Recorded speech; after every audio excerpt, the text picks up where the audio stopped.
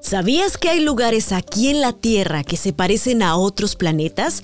Que hay desiertos que se parecen a Marte, que hay lagos que se podrían parecer a Europa, la luna de Júpiter, que hay condiciones muy semejantes a las que existen en otros planetas. ¿De qué nos sirve esto? ¿Nos podría ayudarnos a preparar para investigar otros cuerpos celestes?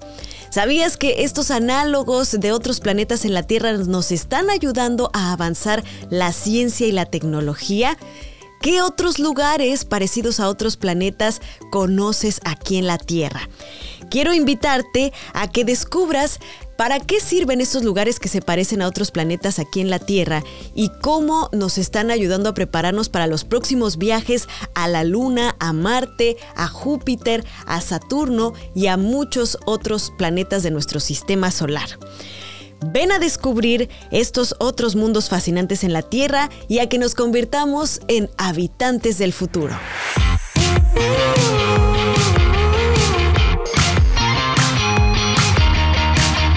Esto es Habitantes del Futuro con Ana Cristina Olvera.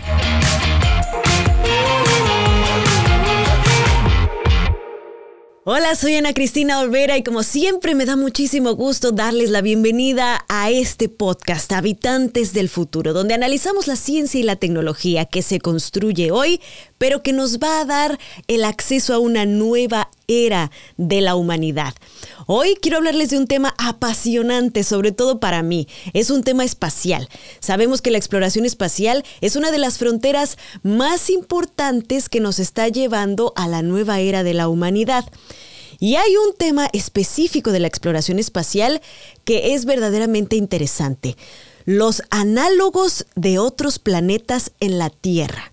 Para prepararnos para esas aventuras espaciales en las que descubrimos nuevas fronteras, nuevos planetas, nuevos cuerpos celestes, tenemos que practicarlo aquí en la Tierra.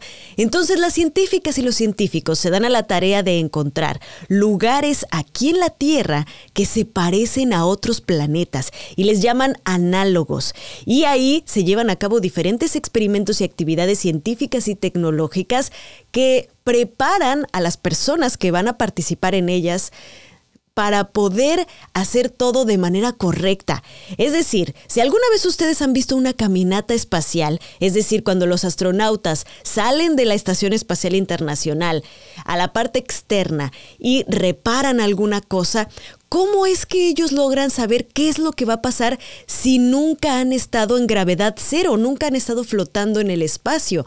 Bueno, esto se simula aquí en la Tierra en unas albercas gigantes en donde les ponen los trajes espaciales y les ponen además pesas de diferentes magnitudes para poder simular que se encuentran en gravedad cero. Este es un ejemplo de una misión análoga, pero además, ¿cómo es que los robots que están en Marte saben qué hacer cuando ya están en la superficie del planeta rojo?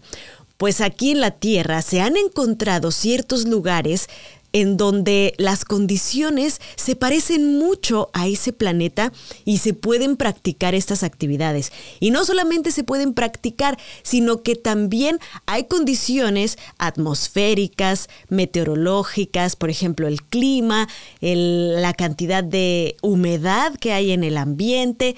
Todo esto también en ciertos lugares en la Tierra se parece a otros planetas y podemos incluso simular e imaginarnos qué tipo de vida se podría encontrar en esos planetas si existiera esos tipos de vida. Y entonces ahí se han encontrado, por ejemplo, en los lugares muy fríos o en lugares muy áridos como los desiertos, algunas especies de vida, moléculas muy pequeñitas a las que se les llama extremófilos, porque justamente viven en condiciones muy extremas, es decir, muchísimo frío, muchísimo calor, en ambientes poco amigables como por ejemplo muy ácidos o con otras circunstancias muy adversas para la vida, pero logran sobrevivir.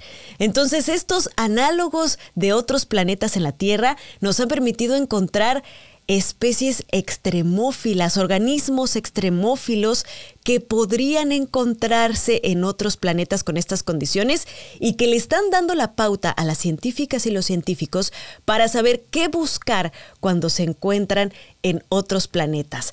Hasta la fecha, por ejemplo, en Marte solamente han logrado llegar robots. Hay varios robots que hemos construido los humanos que están ahí explorando ese planeta. Pero en otros lugares como la Luna, que está mucho más cerca, tenemos ya las misiones Apolo que lograron llegar con seres humanos y muy pronto tendremos una nueva misión, la misión Artemis, que volverá a llevar personas, astronautas y la primera mujer específicamente a la superficie de la Luna. En México, por ejemplo, se llevó a cabo una misión análoga de lo que sucedería en la misión Apolo 14 y en Apolo 17. Por eso son tan importantes estos lugares en la Tierra parecidos a otros planetas. Y hoy estaremos platicando con uno de los científicos hispanos, un español, que es una de las personas más importantes justamente en el estudio de los análogos a Marte, ahí en España, y que se dedica a estudiar qué es lo que podemos encontrar en esos lugares que nos está ayudando a avanzar la ciencia que estamos haciendo en otros planetas y que muy pronto los seres humanos en la Luna y después en Marte vamos a poder hacer con nuestras propias manos. Así que los invito a sumarse a esta conversación y a que seamos los habitantes del futuro explorando otros planetas aquí en la Tierra. Vamos a hacer una breve pausa, pero no se vayan porque seguiremos explorando este interesantísimo tema en Habitantes del Futuro.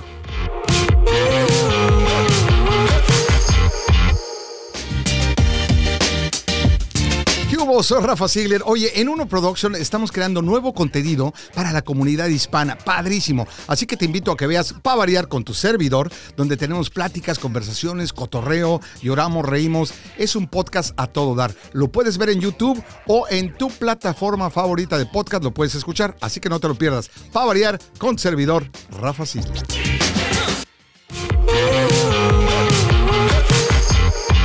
Qué bueno que siguen aquí en Habitantes del Futuro. Hoy nos vamos a conectar hasta Madrid, España, con el doctor Jesús Martínez Frías, quien es doctor en Ciencias Geológicas por la Universidad Complutense de Madrid, experto en meteoritos, geología planetaria y astrobiología, investigador científico del Instituto de Geociencias y donde formó el grupo de investigación de meteoritos y geociencias planetarias. También fundador y presidente de la Red Española de Planetología y Astrobiología y de la Comisión de Geología Planetaria de la Sociedad Geológica de España. Y bueno, además de muchos otros cargos y títulos, también es parte de los equipos de ciencia del rover explorador de Marte Curiosity, también el Perseverance, y colaborador del proyecto Biomex de la Agencia Espacial Europea. Doctor, muchas gracias por estar con nosotros hoy en Habitantes del Futuro. Estamos muy ansiosos y emocionados y emocionadas de hablar de qué es esto de que en la Tierra podemos encontrar lugares que se parecen a otros planetas. ¿Qué significa que haya este tipo de lugares? Pues buenas tardes desde España y un placer estar aquí en este programa tan prestigioso y también conocido desde nuestro país, de divulgación a nivel de toda Iberoamérica. Pues cuando nosotros queremos trabajar en Marte o incluso en la Luna o en cualquier otra luna del sistema solar o en cualquier otro planeta, lo podemos hacer de distintas maneras. Hay distintos pilares que sustentan esta investigación. Concretamente sobre Marte, uno de ellos son los meteoritos de Marte, que nos proporcionan información directa sobre el planeta rojo. Otro pilar informativo son las misiones a Marte, como la de los rovers, por ejemplo. Otro pilar informativo podrían ser las cámaras de simulación de ambientes planetarios, donde podemos simular las condiciones de estos planetas o lunas. Y un cuarto pilar de información son los denominados análogos terrestres, que son esos laboratorios naturales, esas zonas tan singulares que nos permiten probar prototipos, validar modelos científicos, establecer estándares, por ejemplo, de minerales o de rocas con los que comparar con respecto a lo que nos encontremos en Marte o en otro sitio, y de alguna manera trasladarnos y movernos de nuestro planeta a otro planeta. Es cierto que hay que decir que no hay ningún sitio en la Tierra que sea como Marte o como la Luna, porque cada planeta y cada luna tiene su propia idiosincrasia, por decirlo de alguna manera, ¿no? Pero sí es cierto que podemos aproximarnos bastante a esas características, sobre todo desde la geología planetaria, porque podemos establecer las analogías no solamente en el espacio, sino también en el tiempo. Es decir, Marte en el pasado fue muy distinto a cómo es en la actualidad, y desde la geología podemos interpretar esos ambientes, esos paleoambientes y esas condiciones de habitabilidad, y por lo tanto establecer esos vínculos entre el Marte pasado, el Marte antiguo, el Marte más húmedo, más acuoso, con la Tierra actual. En España hay un lugar muy especial que tiene ciertos parecidos. ¿Cuál es este lugar? ¿Cómo es que identificaron este lugar? ¿Y en qué se parece a Marte, por ejemplo? Bueno, en España tenemos la suerte de que, aunque dinero para investigación no hay mucho, y esto hay que decirlo en un programa de estas características, que siempre viene bien, pero sobre todo el apoyo para los jóvenes investigadores. Yo siempre lo reclamo y creo que esto es siempre positivo, ¿no? Pero sí es cierto que tenemos una gran biodiversidad y también una gran geodiversidad. Somos el primer país del mundo en reservas de la biosfera de la UNESCO, y también el primer país del mundo en geoparques de la UNESCO, ¿no? Geoparques mundiales de la UNESCO. Y esto no es algo casual. Geodiversidad y biodiversidad van unidos, y la geodiversidad también responde a la existencia de numerosos laboratorios, numerosos ambientes naturales donde nosotros podemos establecer estos vínculos, ¿no? Tenemos zonas como el Río Tinto, que es un sistema ácido, o como el Golfo de Cádiz, que es un sistema de hidrocarburos con mineralizaciones asociadas al metano, que también nos sirve para Marte. Tenemos zonas de desiertos, tenemos la zona del Jaroso, donde se descubrió la jarosita por primera vez a nivel mundial, que después en 2004 se descubrió en Marte. Y luego tenemos pues una zona que para mí pues representa algo muy especial, que son las Islas Canarias, donde llevo trabajando muchísimos años, y concretamente dentro de ellas la isla de Lanzarote, que es un geoparque mundial UNESCO, también es reserva de la biosfera, y es una de las zonas, desde mi punto de vista, más importantes del mundo para realizar estudios en relación con Marte y también con la Luna. Nosotros empezamos a trabajar en Lanzarote, en Canarias yo llevo trabajando más de 30 años, pero en Lanzarote empecé a trabajar hace aproximadamente 10 años, y pues me di cuenta de que tenía unas características importantísimas. Por ejemplo, prácticamente todas las erupciones volcánicas desde hace 15 millones de años son erupciones de composición basáltica, muy parecidas a las rocas que hay en los mares lunares o también en Marte. Aunque en Marte existen otros tipos de rocas más evolucionadas y no solo basaltos, pero existen basaltos. Y luego, si tenemos en cuenta que Marte es una gigantesca bola volcánica donde hubo agua en el pasado, con ríos, lagos, mares y océanos, pues en Canarias y en Lanzarote es lo que tenemos. Tenemos volcanes y tenemos agua. Y es un laboratorio muy interesante para estudiar todas esas interacciones de la atmósfera, del agua en distintos contextos, en distintos ambientes, con las rocas volcánicas, ver qué tipo de minerales se generan, qué tipo de afloramientos se estructuran, y de ahí establecer esas comparaciones, esos vínculos con Marte. Entonces Lanzarote ya se ha convertido en un referente para poder hacer estos experimentos, estas prácticas de lo que se hará en un futuro y lo que se está haciendo en estos momentos en otros planetas como Marte o como la Luna. ¿Por qué es importante que se practiquen de alguna forma, que se hagan primero los experimentos aquí en la Tierra, en estos sitios específicamente, antes de ir a hacerlo en otro planeta, ya sea un robot o incluso un astronauta?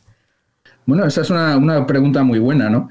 Yo creo que es que nosotros tenemos la necesidad de aprender y como pronosticar es muy difícil, sobre todo cuando nos referimos al futuro, como decía el famoso científico. Yo creo que es importante que aprendamos y que cometamos errores aquí en la Tierra, en estos laboratorios naturales. Nos permiten fallar y fracasar muchas veces. No pasa nada por fracasar, ¿no? Yo creo que es la clave de los éxitos, ¿no? Lo importante es sobreponerse a esos fracasos, ¿no? Y aquí en estos laboratorios podemos realizar numerosos tests, numerosas pruebas que nos permiten pues fracasar muchas veces y validar modelos que luego podemos aplicar en Marte, ¿no? Y además es que es muy interesante porque trabajar con materiales de la Luna y de Marte es muy difícil, son muy escasos. Si queremos trabajar con materiales lunares tenemos que acudir a las muestras que trajeron en las misiones Apolo, que trajeron más de 380 kilos de rocas lunares, que son muy escasas, o a los meteoritos lunares, ¿no? A las lunaitas, que también son escasas. Y en Marte lo único que disponemos son los meteoritos marcianos, ¿no? Los SNICS, que son también escasísimos. Por eso, si podemos trabajar en estas zonas, incluso simulando, fabricando simulantes, ¿no? Que es lo que nosotros también hemos hecho en Lanzarote, ¿no? Hemos conseguido fabricar un simulante lunar, por ejemplo, ¿no? Similar al del Apolo 14, a la zona de Framauro de aterrizaje en la Luna. Pues tenemos más material con el que trabajar y realizar distintos tipos de pruebas muy diversas. Pruebas de arquitectura, de construcción de infraestructuras, pruebas de cultivos, etcétera, etcétera. Eso es muy importante, sobre todo ya que lo tengo aquí, doctor, quiero preguntarle, hace poquito tiempo, Perseverance, este robot que está en Marte reciente, desde hace poco tiempo, ya preparó las primeras muestras en Marte de roca, ya están preparadas ahí, listas para que una próxima misión las traiga a la Tierra y se puedan analizar por primera vez unas muestras traídas por una misión a la Tierra. ¿Qué es lo que más le emociona de poder tener estas muestras aquí en la Tierra? Pues es cierto, porque además es que yo creo que es algo apasionante, por lo menos a nosotros, a mí me lo parece, ¿no? Eso de poder disponer de muestras que hayamos seleccionado y hayamos recogido nosotros allí, no es como cuando estás esperando a los meteoritos que tienes que esperar a que caigan, ¿no? No te queda otra, ¿no? En este caso lo que hacemos es, porque hay una auténtica batalla científica entre todos los miembros de la misión para establecer qué es lo más importante y qué es lo que tenemos que introducir en esos cilindros, ¿no? Pero bueno, tenemos muchos grupos de investigación diferentes. Yo estoy en un grupo que se llama el Grupo del Regolito, ¿no? Entre otros grupos, y bueno, pues me cabe la satisfacción de poder formar parte de ese equipo de científicos que ha decidido y que además se acaba de presentar esta semana en el Lunar Planetary Science Conference, en el PSC, pues una contribución sobre las primeras muestras de regolito que van a ser traídas a la Tierra con la Mars Sample Return, ¿no? Y bueno, eso es algo increíble, es decir, poder abordar la investigación de muestras recogidas y bien seleccionadas por nosotros mismos en otro planeta, pues me parece algo único y bueno, pues para mí es algo que me apasiona. Es que no sé cómo definirlo porque o sea, no es como cuando descubres algo, sino que nosotros los geólogos que siempre solemos ir con los martillos a muestrear al campo, pues ahora es como si, bueno, lo hemos hecho, ¿no? Hemos muestreado en otro planeta y esas muestras van a llegar a la Tierra y las vamos a poder estudiar desde todos los puntos de vista, aplicando multitud de técnicas analíticas, y además van a ser muestras que van a quedar para todas las futuras generaciones. Las muestras Apolo se vienen estudiando desde hace decenios y con estas muestras pues puede pasar lo mismo, ¿no? Eso sin contar las posibilidades relacionadas con la posible existencia de vida, que este es otro tema muy interesante, ¿no? Desde luego la vida superficialmente en Marte es muy poco probable que exista por las condiciones hostiles, sobre todo de la radiación, pero bueno, también estamos en un grupo de detección de posibles biohuellas, biofirmas o biomarcadores, y quién sabe, ¿no? Tal vez nos podemos llevar alguna sorpresa de que se haya preservado algún biomarcador de esa vida que tal vez pudo existir en el pasado, ¿no? Estamos especulando, pero soñemos un poco también, ¿no? Y que además Perseverance es el primer robot que podría realmente detectar esos biomarcadores, ¿no? Bueno, sí, realmente sí, sobre todo porque lleva unos instrumentos que permite realizar esa detección, ¿no? Aunque tampoco Perseverance es un rover realmente astrobiológico. Yo diría que es como protoastrobiológico, ¿no? Es decir, ya abre la puerta a la astrobiología, ¿no? Es algo así como un Curiosity mucho más avanzado, que lleva instrumentos con una innovación extraordinaria, que realiza experimentos con instrumentos que permiten convertir o transformar el dióxido de carbono de la atmósfera en oxígeno. Bueno, pues que tiene una serie de espectrómetros que pueden detectar no solamente los minerales a distancia y las rocas, sino también compuestos orgánicos, determinados compuestos orgánicos, no todos. Y por eso es un rover que de alguna manera está siendo ya la puerta abierta a las futuras misiones tripuladas con una connotación mucho más relacionada con la vida, no solamente con la búsqueda de vida, sino con nuestra propia habitabilidad allí para el establecimiento de futuras bases semipermanentes, al igual que en la Luna, ¿no? Entonces, desde esa perspectiva, Perseverance sí es un rover astrobiológico, aunque siendo astrobiólogos en su estricto, que es algo que es difícil, ¿no? Porque la astrobiología se nutre de todas las disciplinas, pues no podemos decir tampoco que sea un rover exclusivamente astrobiológico, pero sí protoastrobiológico. Y bueno, hay otro evento que ya casi podemos saborear, que muy pronto va a suceder, que es la misión Artemis, que va a llevar de nueva cuenta astronautas a la superficie de la Luna, específicamente a mujeres por primera vez. Y que, bueno, ya muy prontito se van a anunciar los primeros astronautas que van a dar una órbita alrededor de la Luna de nueva cuenta después de tantos años, y después la misión que pondrá finalmente pies en la Luna. Hay otra misión, por ejemplo, mexicana, un experimento mexicano que se llama Colmena y que tiene unos pequeños robots que van a estudiar el regolito precisamente en la Luna. Pero con Artemis ahora sí vamos a poder poner las manos otra vez en esas piedras, doctor. ¿Qué haría usted si fuera uno de los que va a volver a poder poner las manos en las piedras de la Luna en unos, ¿qué será? Pues yo creo que máximo unos 5 años, ¿no? Sí, ese es el rango más o menos establecido. Nunca sabemos, porque siempre ocurre algo, ¿no? Cuando no ocurre una pandemia, pues sí, tenemos una invasión de otro país, una guerra. Entonces todo esto afecta, querámoslo o no, al desarrollo, al recorrido de los laboratorios y de todo lo que se está haciendo, ¿no? Pero a mí me gustaría puntualizar una cosa con respecto a Artemis o Artemisa, y es que por fin yo creo que se va a enviar a mujeres, a una mujer va a ser la primera persona que va a pisar la Luna, y yo creo que esto es una especie de deuda pendiente o de asignatura pendiente, como decimos por aquí, porque realmente se va a reconocer también de esta manera el importantísimo papel que vienen jugando las mujeres en la sociedad y la ciencia y en la tecnología también en particular, ¿no? Yo me alegro muchísimo porque no es solamente la componente científica, sino la componente del significado social que tiene esto, que yo creo que es muy relevante, ¿no? Ahora sabemos muchas más cosas de la Luna, muchas más cosas del regolito, porque aunque las misiones tripuladas se dejaron de hacer hace muchos años, hemos seguido enviando misiones robóticas y tenemos un conocimiento de la Luna, yo creo que bastante bueno, con cartografía de los minerales, cartografía de dónde se encuentran las zonas con hielo de agua. Y entonces vamos a poder abordar el estudio de ese regolito, un regolito que no es homogéneo, por cierto, mucho más heterogéneo el regolito marciano, porque Marte ha sido un planeta vivo y por lo tanto ha dado lugar a una mayor geodiversidad en cuanto a rocas, minerales y suelos de todo tipo, ¿no? Pero en la Luna también existe una heterogeneidad mineralógica y geoquímica. No es lo mismo el regolito de las tierras bajas que el de las tierras altas. Y incluso en los propios mares basálticos pues tenemos basaltos ricos en feti, en hierro titanio, basaltos ricos en crep, en potasio, tierras raras y fósforo, basaltos que representan brechas impactogénicas, consecuencia de los múltiples impactos que han chocado contra la superficie de Marte. Es decir, que nosotros ahora ya podemos abordar la investigación de ese regolito con una perspectiva mucho más nueva, conociendo más sobre lo que antes se desconocía, ¿no?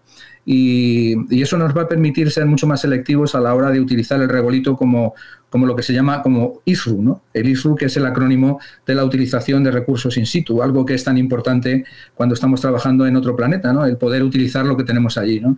Que y por eso, nada más para hacer un pequeño apunte para las personas que nos están escuchando, regolito no es más que polvo, no crean que estamos hablando ahí de un elemento no, muy el regolito, extraño.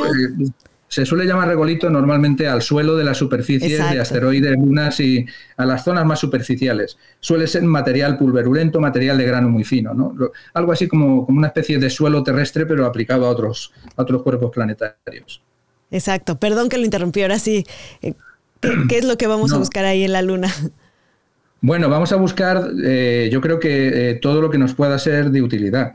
La Luna es un objeto que vincula nuestro pasado con nuestro futuro, porque aquí en la Tierra es muy difícil encontrar materiales que conserven las propiedades químicas originales a partir de las cuales se formó nuestro planeta y nosotros también evolucionamos desde esa materia abiótica, ¿no? Sin embargo, en la Luna o en algunos asteroides indiferenciados, que no han sufrido grandes procesos de transformación, la Luna, al no tener actividad geológica, sí mantiene esas rocas, esos minerales con esas condiciones químicas primitivas de hace 4.000 millones de años, ¿no? Salvando los cambios de exposición al espacio, ¿no? Pero no cambios geológicos intrínsecos del propio cuerpo planetario. Y es por eso por lo que la Luna, el estudio de las muestras lunares nos va a proporcionar mucha información sobre nuestros orígenes, sobre los materiales. La Luna se formó por el impacto de un objeto gigantesco del tamaño de Marte contra la Tierra y de alguna manera es como nuestra hija, ¿no? Como nuestra hija, ¿no? Es una especie de sucesor que tenemos ahí que se formó unos cuantos cientos de millones de años después de nuestro planeta. Y por eso el comprender cómo eran esos materiales de alguna manera es volver a nuestros orígenes. La Luna también nos va a permitir hacer estudios para ir más allá, para ir a Marte, ¿no? Y el saber cómo nos podemos desenvolver en el espacio, no solamente poniendo telescopios que nos van a ayudar a explorar el universo sin las aberraciones de la atmósfera, o hacer observaciones de objetos potencialmente peligrosos desde nuestro satélite, o saber si podemos aprovechar el hielo que hay atrapado en las rocas o en el hielo de la Luna, o si podemos extraer esos elementos y esos materiales estratégicos tan importantes al principio para el establecimiento de la base semipermanente y quién nos puede decir en el futuro también como soporte para la humanidad, ¿no? Es muy importante conocer los recursos del espacio porque yo creo que nos va el futuro en ello. Las futuras generaciones ahora mismo estamos alimentándonos y consumiendo nuestro propio planeta. Estamos contaminando la atmósfera, contaminando los ríos, los lagos, los mares, esquilmando las especies, porque estamos devorando, por así decirlo, los recursos de nuestro propio planeta. Si fuéramos capaces de encontrar esos recursos para la sostenibilidad de la Tierra y de las futuras generaciones, ya somos más de 8.000 millones, ¿no? Si fuéramos capaces de obtenerlos fuera de la Tierra, pues eso impediría que tuviéramos que buscarlos y consumir nuestro propio planeta y lo mantendríamos mucho más limpio, ¿no? Por eso yo creo que la Luna es una primera plataforma para realizar un montón de experimentos muy interesantes hacia el pasado y hacia el futuro. Doctor, pues yo estoy muy emocionada por esto que está a punto de suceder y espero que podamos en unos muy pocos años estar platicando aquí usted y yo sobre qué encontramos ahora en la Luna y que esos astronautas, sobre todo esa mujer, nos traigan cosas muy interesantes de ahí, del lado sur de la Luna, donde además puede haber hielo, hay agua y muchas cosas que seguramente serán reveladoras para el futuro de la humanidad. Muchas gracias por esta entrevista para Habitantes del Futuro. Pues de nada, será un placer. Así de increíbles son estos lugares que se parecen a otros planetas en la Tierra y todo esto es lo que estamos esperando encontrar cuando finalmente podamos poner de nueva cuenta o por primera vez en el caso de Marte nuestras manos en otros planetas y lo estamos practicando aquí en la Tierra. Pero esto obviamente también lo hemos soñado en la cultura popular y por eso, como siempre, nos enlazamos con J.L. Romo en Cultura con doble O, que nos va a platicar más de cómo es que hemos soñado esta situación. J.L. Romo, es un placer saludarte. ¿Cómo estás?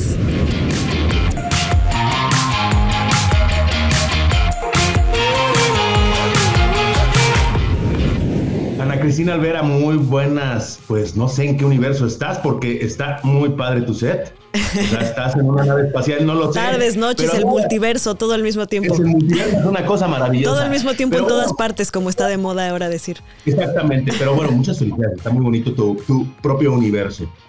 Gracias. Eres una estrella dentro de tu propio universo, Ana Cristina. Pero así bueno, amigas y amigos, habitantes del futuro, pues bueno, lugares parecidos a nuestra Tierra. Fíjate que hay cosas muy interesantes y desde fenómenos mediáticos, desde la Guerra de los Mundos hasta la actualidad, pues ha habido muchos ejemplos. Pero yo creo que uno que te va a gustar muchísimo es, digamos, una de las grandes series emblemáticas que surgió en los años 60, que es Star Trek, que es Viaje a las Estrellas, ¿no? Esta aventura del Enterprise, que luego así se llamó, tú lo debes de saber, un transbordador, ¿no? Que fue un referente Star Trek de toda esta aventura aeroespacial en Estados Unidos, pero justo es una muestra, yo creo que a nivel masivo, y lo pueden ver en diversas plataformas y en YouTube o algunos blogs, porque ya es una franquicia que es de culto, ¿no? Junto a la Guerra de las Galaxias, Star Wars, son de las dos grandes franquicias espaciales que tienen pues, muchos fans alrededor del mundo, claro. Pero siempre es esta búsqueda de encontrar planetas parecidos, ¿no? ya sea en la estructura de nuestro planeta, ¿no? De este caso, planeta Tierra, o en estructuras casi igual humanas, ¿no? Pero que el otro tenga otra característica, pues, digamos, desarrollada o una característica en común, pero que sea siempre parecido al humano. Es interesante, pero justo esta reflexión, no sé, de lo que me llama la atención, Ana Cristina, es que también buscamos lugares parecidos a la Tierra, pero siempre creamos planetas, y lo voy a dejar aquí a nuestros habitantes del futuro, y también te lo voy a preguntar a ti, Ana Cristina, creamos o buscamos planetas para también resolver los problemas que tenemos en nuestro propio planeta. Claro, y es lo que nos decía el doctor Martínez Frías, que finalmente todo esto de estar buscando otros planetas, analizando la Luna, Marte, etcétera, es también para encontrar recursos que nos puedan servir para resolver nuestros problemas, que eso podría ser uno de los grandes pues ganancias de alguna forma, aunque es muy capitalista de verlo, de ir a explorar otros planetas. Y no es el primer científico que me lo dice, varios me han dicho que, bueno, una de las cosas más importantes es que, pues finalmente los recursos aquí en la Tierra son finitos, pero que si logramos llegar y explotarlos de otros cuerpos celestes, podríamos, pues, mantener nuestro estilo de vida, pues, más allá de lo que la Tierra nos lo permite, ¿no? Y fíjate que también tantos recursos, o sea, también resolver problemas, digamos, de nuestro ecosistema, de nuestro medio en el que estamos acostumbrados a vivir, pero también resolver como de esta cuestión humana de las emociones. ¿A qué me refiero? Hay muchos capítulos en Star Trek en los que se refleja, digamos, en cada planeta o en cada civilización con la que interactúa la tripulación del Enterprise, esta cuestión de que siempre el contrario refleja en exceso a alguna facultad humana, ¿no? O sea, el tener mucho conocimiento, pero que al mismo tiempo te sientas solo, ¿no? O, por ejemplo, en el Retorno del Jedi, el sexto episodio de Star Wars, pues el planeta de los Ewoks, que es un planeta, pues, que se ve mucha presencia de bosque, ¿no? Hagan de cuenta que están en un gran bosque con los Ewoks y todos estos ositos, pero entra el Imperio, ¿no? A justamente eso, ¿no, Ana? A explotar los recursos, digamos que a tronarle la vida, digamos, a los oriundos o a los habitantes. Y lo mismo pasa en Avatar, ¿no? En esta franquicia de James Cameron, que también pasa eso, ¿no? Tenemos una obsesión, obviamente sí, de arriesgarnos, de ir a la aventura, a buscar nuevos planetas donde podamos vivir, pero realmente estamos preparados, Ana Cristina, de tener esa conciencia de ser un poquito menos atascados y ser un poquito más humanos con los recursos de esos planetas. Yo creo que esa es la gran lección que nos dejan, que tal vez nos entretienen y tal vez nos pasamos un buen rato. Sí, les recomiendo obviamente la franquicia de Avatar, que recientemente estrenó su segunda parte, creada y dirigida por James Cameron, Star Trek, que están en todas las plataformas, y por supuesto Star Wars. Pero más que recomendar, también quedarnos con esta reflexión. Sí, está muy padre que tengamos el conocimiento, está muy padre que tengamos la tecnología, pero seguiremos siendo todavía estos salvajes que nos atascamos en este planeta y vamos a atascarnos y vamos a explotar otros. Justamente, creo que esa es la reflexión, querido JL Romo. Seguir explorando los lugares en nuestra tierra, maravillándonos con ellos, pero aprendiendo además a cuidarlos para que cuando tengamos la oportunidad de encontrarnos con lugares más interesantes en otros planetas, lo aprendamos a valorar y a cuidar de la forma correcta. Pues ahí está la reflexión, y estas franquicias pues nos dan un ejemplo.